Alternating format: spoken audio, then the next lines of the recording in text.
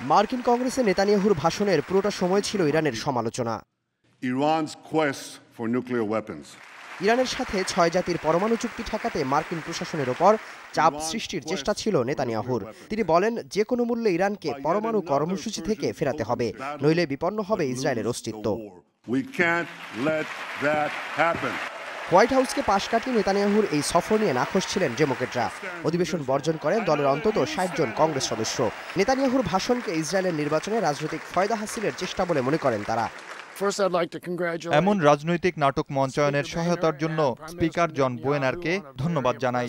এখন নেতানিয়াহু বীরের বেশে নিজ দেশে ফিরে ভোট চাইতে পারবেন।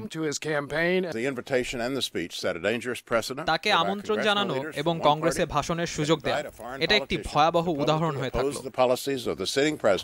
এই ভাষণকে প্রত্যাখ্যান করেছে ইরান, আর এই ভাষণকে পুরনো গলাবাজির পুনরাবৃত্তি বলে মন্তব্য করেছেন মার্কিন প্রেসিডেন্ট বারাক ওবামা।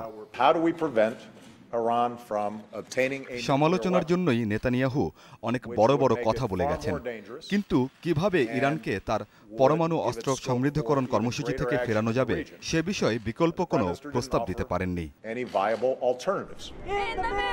নেতানিয়াহুকে যুদ্ধবাজ উল্লেখ করে বিক্ষোভ হয়েছে নিউ ইয়র্ক ও ওয়াশিংটনে। তাকে যুদ্ধাপরাধী আখ্যা দিয়ে বিচারেরও দাবি জানান মার্কিনিরা। শাকিল মাহমুদ, যমুনা নিউজ।